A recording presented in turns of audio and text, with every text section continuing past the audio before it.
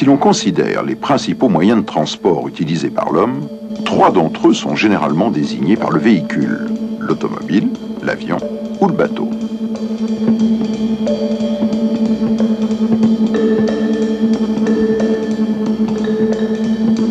Un seul porte le nom de sa voie de communication, c'est le chemin de fer, dont l'invention a permis la révolution des modes de transport au cours de la deuxième moitié du XIXe siècle. Ce chemin assure à la fois le support et le guidage des véhicules que sont les trains. Il est né avec l'essor de la métallurgie, car seul le fer, puis l'acier, pouvaient constituer sa partie vitale, le rail.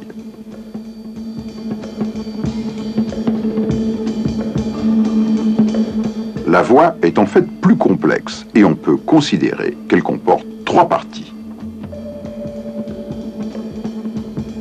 Premièrement, le rail, symbole de ce mode de communication, a le rôle le plus ingrat. Il doit servir de chemin de roulement, de guide et constituer la poutre de répartition longitudinale. Ceci explique la forme particulière de sa section, semblable à une poutre classique en bas, et avec une grosse tête à la partie supérieure pour assurer le contact avec les organes de roulement. Du fait de l'élasticité de l'acier, le contact rail-roue n'est pas ponctuel, mais se fait suivant une ellipse dont les dimensions n'excèdent pas 2 par 3 cm. Au travers de cette surface doit passer un effort qui peut atteindre 25 000 décanewtons aux grandes vitesses. Cet exposé très simplifié du contact de la roue sur le rail n'est réalisé que s'il y a une absence totale d'effort de guidage, ce qui n'est possible qu'en alignement, dans des conditions idéales d'équilibre. Le guidage est alors réalisé par le bicône rail-roue. En courbe, les efforts de guidage dus aux inscriptions du véhicule et à la compensation partielle de la force centrifuge sont très importants. Deuxièmement, le système de répartition des charges est complété par les traverses qui entretoisent les rails et maintiennent un écartement constant entre eux. Elles transmettent à la partie inférieure de la superstructure les efforts dus aux circulations. La charge supportée par la traverse n'est en fait qu'une partie de la charge de roue, du fait que la première répartition longitudinale est assurée par le rail. Enfin, le troisième et dernier élément constitutif de la voie est une couche élastique de matériaux qui transmet et répartit les efforts supportés par les traverses. Ces matériaux constituent un véritable amortisseur. Outre son rôle de répartition, le ballast s'oppose aux déplacements latéraux et longitudinaux de la voie. Le ballast est un matériau constitué de pierres dures concassées à la granulométrie de 25 à 50 mm. Les éléments doivent être à arête vive. Il est transporté et déchargé à l'aide de wagons spécialisés qui permettent sa mise en place sans manutention excessive.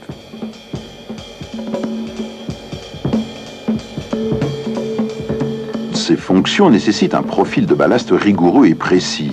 Différents types sont adaptés à chaque cas particulier. Par exemple, suivant la nature du terrain, les épaisseurs normales de ballast peuvent être insuffisantes pour résister aux contraintes imposées par les véhicules. Une couche de gravier alluvionnaire est alors interposée entre sol et ballast. Les différents éléments constitutifs de la voie, rail, traverse, ballast, sont les mêmes depuis le début du chemin de fer. La voie ferrée d'aujourd'hui comprend toujours ces éléments de base. Cependant, ils sont différents dans leur conception et leur mise en œuvre. Des vitesses de 270 km/h, 300 km/h sont pratiquées quotidiennement par les trains à grande vitesse. Des charges de 20 à 22 tonnes et demie par essieu sont courantes pour des trains de marchandises dont certains circulent à 140 km/h.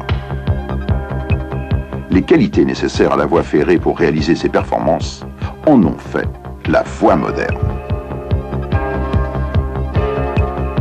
Le rail utilisé actuellement est d'une masse au mètre de 50 à 60 kg.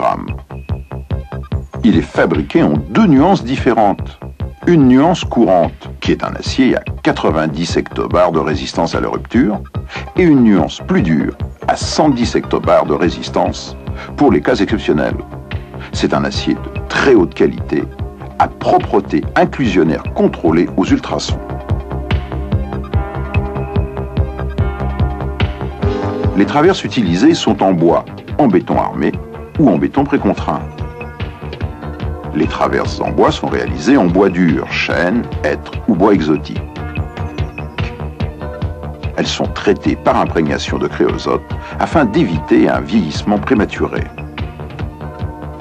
Les traverses en béton sont constituées par deux blochets reliés par une entretoise en acier. Celles en béton précontraint sont monolithiques et le béton est comprimé par des fils adhérents préalablement tondus. Pour permettre de résoudre les problèmes de gabarit, notamment dans les tunnels, les traverses sont noyées directement dans une dalle en béton. Dans ces deux cas, il s'agit de l'application aux traverses des techniques les plus évoluées du béton.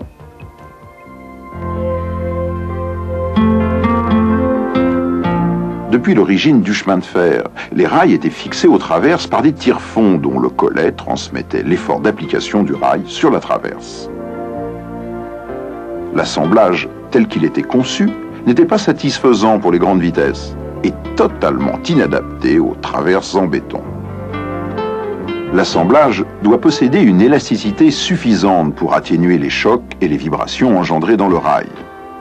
Cette condition est réalisée par l'interposition d'une semelle cannelée en élastomère entre rail et traverse et d'une lame ressort entre boulon tire-fond et rail. Au passage des roues, la semelle s'aplatit et l'effort de serrage du rail sur la traverse est maintenu par la déformation élastique de la lame ressort. L'attache Nabla répond à ce besoin sans dispositif supplémentaire. À toutes ces conditions d'assemblage s'ajoutent des conditions impératives d'isolement des deux fils de rail l'une par rapport à l'autre. Ces conditions sont indispensables au fonctionnement des installations de sécurité. L'assemblage élastique et les soudures de rail ont permis la suppression des joints qui constituaient un défaut permanent sur le plan du confort comme sur le plan économique. Le long rail soudé est formé en usine par la réunion de barres élémentaires de 36 mètres soudées entre elles par étincelage ou par induction. Ces longs rails soudés, dits LRS, d'une longueur de près de 400 mètres, sont chargés sur des rames aménagées et déchargés directement sur le chantier où ils sont mis en voie. Ils sont ensuite soudés les uns aux autres par un procédé aluminothermique. Il s'agit d'un procédé de soudure par adjonction de métal. La fusion partielle des abous et du métal d'apport s'effectuant dans un moule préalablement fixé sur le rail. La même finition qu'aux soudures en atelier, burinage et meulage est réalisée à l'aide d'un outillage adapté au travail en ligne. Le long rail soudé étant posé sur plusieurs kilomètres sans discontinuité, la dilatation ou rétraction linéaire due au changement de température est fortement contrariée. 3 zones différentes sont définies au long d'un long rail soudé. Premièrement, la zone centrale, dans laquelle aucune dilatation ou rétraction n'est admise. Deuxièmement, les zones de respiration situées de part et d'autre des extrémités, sur 150 mètres environ, où les déplacements du châssis de la voie dus aux contraintes thermiques sont partiellement contrariés. Enfin, troisièmement, les dispositifs qui permettent d'absorber les déplacements des extrémités sans créer de discontinuité importante de la surface de roulement des rails. Les contraintes dans les rails et les déplacements aux extrémités sont liées aux différences entre la température ambiante et la température à laquelle le rail a été fixé sur les traverses. Cette température moyenne est fixée à 25 degrés. Il n'est pas toujours possible de l'obtenir au cours des chantiers de pose, malgré les tolérances admises. Il est alors nécessaire de faire appel à un artifice qui permette d'obtenir la température théorique de 25 degrés. En effet, la mise en équilibre des rails consiste à simuler une dilatation correspondant à une pose à 25 degrés.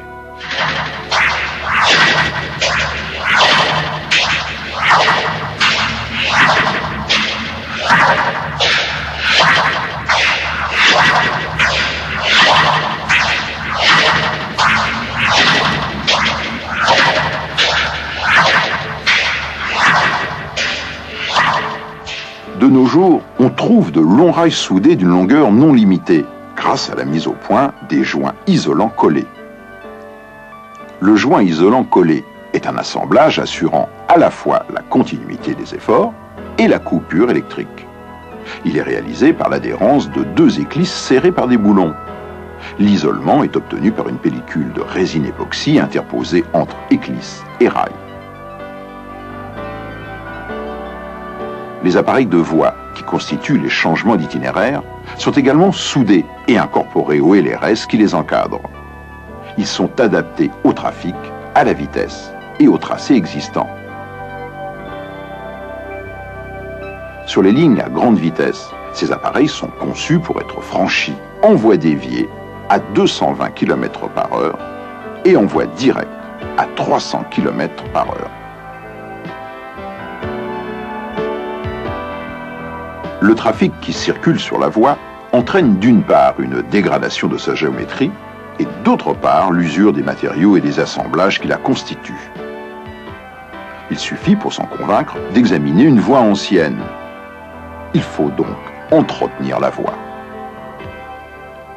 On effectue des examens réguliers de la voie, d'abord visuels, au cours des tournées de surveillance. Ensuite, des examens par auscultation ultrasonore des qualités internes du rail. Puis on procède à des enregistrements de la qualité géométrique de la surface du rail réalisés par les voitures Mosin. Ces enregistrements sont faits à intervalles réguliers et sont utilisés directement pour décider des opérations d'entretien immédiates ou à court terme. Les opérations d'entretien décidées après les différents contrôles sont de plus en plus exécutées par des engins mécaniques et automatiques. La correction du nivellement de dressage est faite par des bourreuses puissantes et précises. Le serrage des attaches élastiques est effectué par des machines programmées suivant le travail à réaliser.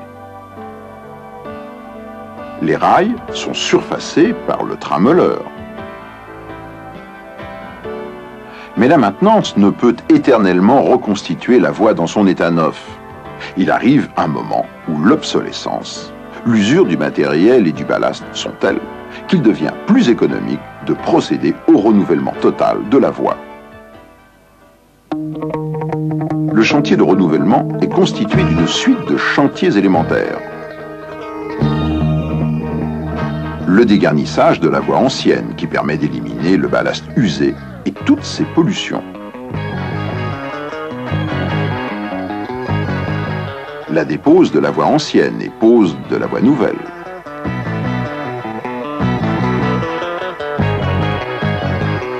Le déchargement du ballast et le nivellement de la voie en plusieurs opérations successives.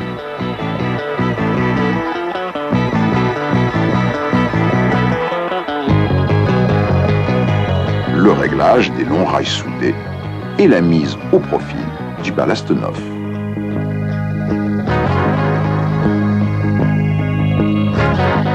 Les travaux de renouvellement, malgré leur importance et le nombre d'engins engagés sur les voies de chantier, sont effectués avec un minimum de perturbations pour la circulation des trains. La voie d'aujourd'hui, si elle est constituée d'éléments connus depuis les débuts du chemin de fer, a bénéficié des progrès technologiques de la fin du XXe siècle. Ils auront permis une pose et une maintenance précise, fiable et adaptée à des circulations de trains à des vitesses de plus en plus élevées, avec des essieux de plus en plus lourds.